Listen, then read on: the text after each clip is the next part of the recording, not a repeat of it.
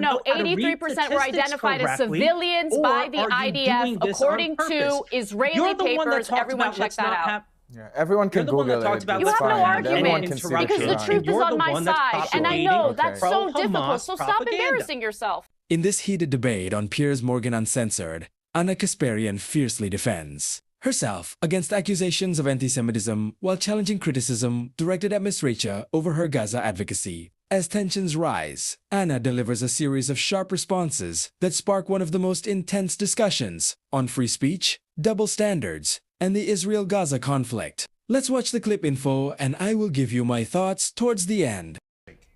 No, I do not. I do not believe that Anna is anti-Semitic. Okay. I think that she can sometimes be easily manipulated and push the same Hamas-run Ministry of Health numbers. And out of interest, Jay.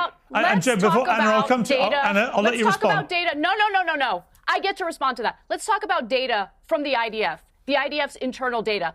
I don't read American media on what's happening in the Middle East. I actually like to read Israeli media because they're super honest, and I really appreciate their honesty. So Israeli papers got a hold of the IDF's internal data in regard to civilian casualties in Gaza. And their own data indicates 83% of people slaughtered in Gaza, 83% are civilians. That's Israel, the IDF, just shot and killed. Stop, don't interrupt me. IDF just shot and killed an 8-year-old and an 11-year-old in Gaza, claiming that they had crossed the yellow line when no such thing happened. And they tried to make it seem as though an 8-year-old and an 11-year-old are literal militants deserving of the type of slaughter they were met with. OK, listen, I am not going to sit here and just stomach the ridiculous propaganda and lies that keeps getting regurgitated over and over and over again. You guys have to find better talking points. You really do, because these have been debunked over and over again on this show, and they will continue to be debunked on this show, on my show. Americans aren't stupid. They see what's happening. The evidence is abundantly clear. What's amazing to me is the dehumanization of every human life that isn't Israeli or isn't in favor of what that disgusting genocidal government is up to. Okay, look, we've had some tech issues, Jake, with your signal, so we're trying to fix that. Let me go to Hen Mazzy. Divine intervention must be. Well, Hen Mazzy, you've been listening to this. What is your response to what Anna just said? Yeah, it's rich to speak about dehumanization from a person that said that all Israelis should be ashamed of themselves, that we are demons, that the Jewish lobby controls the U.S., that Israel is a Nazi state. The Jewish lobby does control the U.S. Okay, all right. So where's just the lie? Prove my point, thanks. The problem is that you are not able to look in the mirror and see who you are and what you're doing to the Jewish community. Oh, I look in the mirror once every the Jewish day, community is calling you out for the way you are harming us, instead of listening and trying to change your ways, you're doubling down. And as long as you're going to do that, yes, we are going to continue calling you what you are and saying that what you're doing is really harming our community. So what's disgusting here, Anna, is that you are unable to hear to a minority community telling you that your words have contributed to an atmosphere that gets our people killed outside of our synagogues because of your words, because of statements that you said that others like you have said. They weren't included on the anti-Semite list, by the way. The guy who killed 2 Israeli embassy workers, this year, okay, the actual anti-Semite who murdered people, didn't make it on the list. Right. Fascinating. Right. So, Hen, do you think that Anna is anti-Semitic? I think that her words are deeply anti-Semitic. I think she has contributed to an atmosphere that gets our people killed, and I think it's totally legitimate to call this out. And if a minority community is telling you this, you should listen to us. And yes, maybe this person that but hang on. So let me just stop you there, because I've been branded anti-Semitic, okay, by a lot of people on social media. And I've defended you, Piers. Right, because I deeply resent it. Right. Because as everybody remembers, who watches this show, for many, many, many long months after the October the 7th attacks, I vigorously and loudly defended Israel's right to defend itself. This year, from the start of this year onwards, I began to be more and more critical of the Israeli government. Not of the Israeli people, not of Israel. I wasn't denying its existence. I wasn't attacking Jewish people or Israeli people. Specifically, the government, Benjamin Netanyahu, and also specifically the right-wing headbangers in that government like Smotrich and Ben Gvir. And for my troubles, despite painstakingly making it clear who was the object of my criticism, I was regularly branded anti-Semitic. So I do believe it's something that's been thrown around way too much. It's done in a deliberate, concerted effort to shut people up from criticizing anything that Israel's doing. So yes, there is genuine anti-Semitism, no question. I think it's been rising in the last 2-3 years, which is appalling. But throwing it around to silence people, and I'm not accusing you, Hen, I'm just saying this is what I've been on the receiving end, is it's just been used as a stick to censor people and to shut them up. And I think that's abhorrent. And I agree with that. I'm not saying that, yes, some people use anti-Semitism too widely and in a wide brush that they shouldn't have to do it. And I think it's true for every minority community. As a gay person, I see how people use the term homophobic quite casually to say anyone that has any criticism of LGBTQ people is homophobic. I understand that it's not like that. And it's the same with anti-Semitism. But that doesn't take away from the severity of people making statements that end up, as Anna mentioned, the same statements that we hear from them are the ones that are being used to shoot Jews outside of our Holocaust Museum in DC. And what about Miss Rachel? Do you think she's anti-Semitic? I don't think she's anti-Semitic, but I think she's really misguided. And I think the fact that when she hosted Moatez Aziza that celebrated Hamas on her platform, and then when Jews called her out, she said trying to defend starving children is not anti-Semitism. It played directly into a medieval blood libel that says that Jews are trying to kill children, and we use anti-Semitism to stop her from trying to stop us. We're not silencing her. We're calling her out. We're calling her in, rather. And if she just listened to us and have this conversation, if Anna just listened to us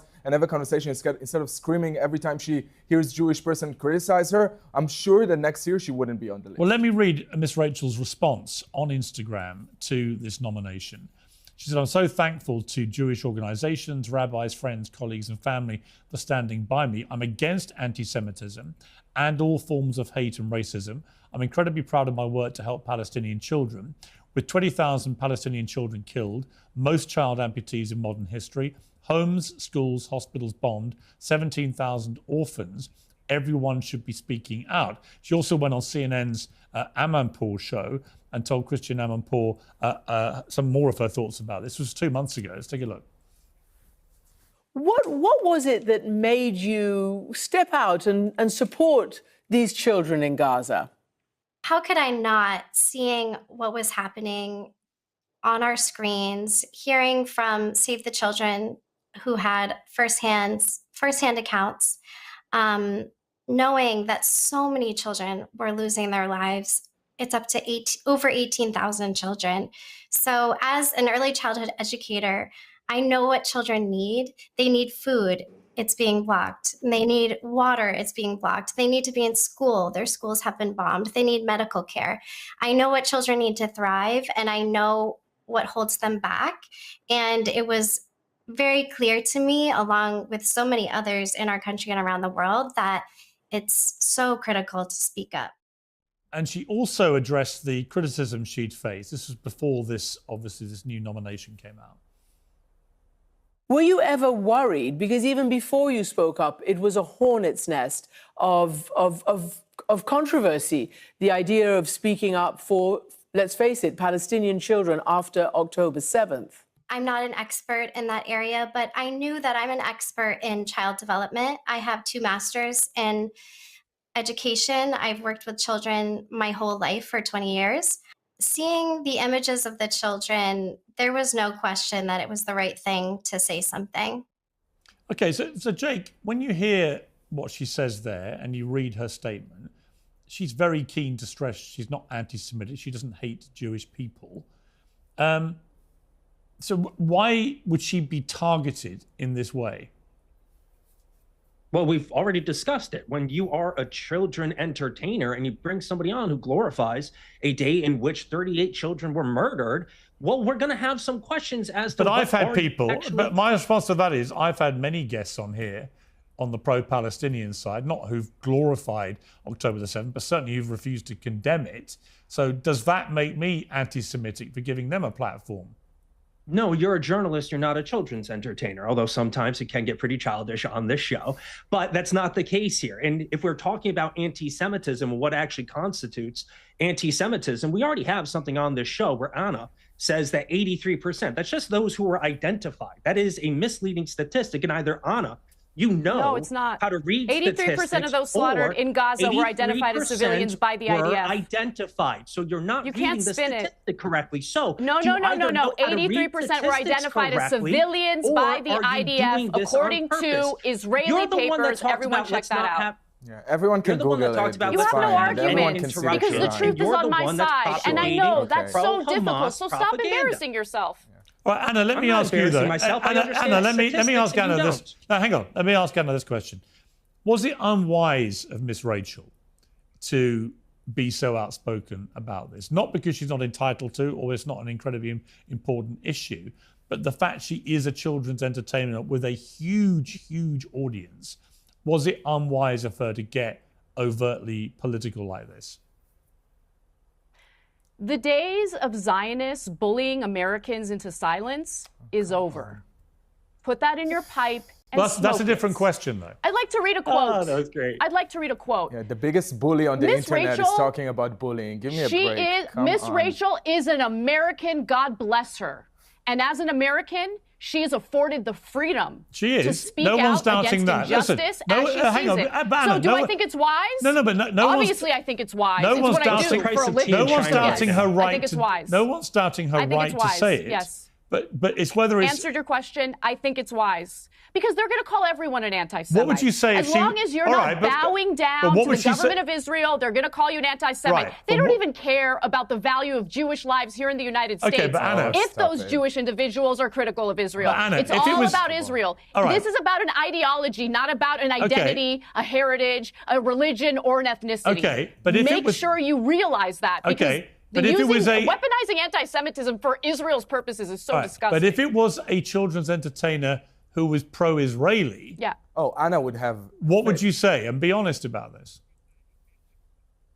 If she is showing the humanity of Israeli children, why would I have a problem with that? Oh, come on. Really? And Piers, you've had me on this show multiple times. Yeah, I 100%. But if you deem she only cared about Israeli kids multiple times, right? But if you deem do you know she what cared... year it is? Piers, do you know what year it is? Okay, it's not October 7th, 2023. Since then, over 2.5 years later, tens of thousands of children have been slaughtered on the Palestinian side. Yeah, but that's not my question. So when they bring up what about? Everyone condemns what happened to Israeli civilians on October 7th. That's not my question. I have done that on this show. Anna, you're answering a different... I have done that on this show. Yeah, I'm not questioning. The two individuals on this panel right now do not care about Palestinian lives. Well, I don't believe that's true. That's false. I don't believe that's true. On so-called anti-Semitism. I don't believe that's true, but my question was... They don't care. My question... They don't care. All right, let me read you a quote Let me talk, Let me read you a quote. Let me talk. This is from Tali Gottlieb. Tali Gottlieb says, "We have no hostages left. We no longer have to be precise, as if the IDF was ever precise in Gaza. We can attack without mercy. Merciless. What do the two individuals on this panel have to say about that? Well, I want you to... genocidal rhetoric. Okay, but I just want you to answer my question first, which is actually specifically about whether a children's entertainer with a massive reach, if they were promoting the pro-Israeli position on this war and not really mentioning the genocide? Palestinian side... No, I would not think that's a good idea. So you would not like that to happen? If they're promoting genocide, I would not. That's not what he asked. No. If they were being supportive of Israel, but they weren't mentioning the Palestinian plight much, what would you say about that? Would you think it's appropriate for children's entertainment? I would say that sounds a lot like American media. No, but my point would be that I think you would be very critical if a children's entertainer was overtly pro-Israeli. That's the point. So is there a double standard here? On both sides, by the way. I've seen it on both sides. But is there a double standard in how you apply it to this kind of story where if it was the other way round, would you be so vehement in your defense of it? I suspect not.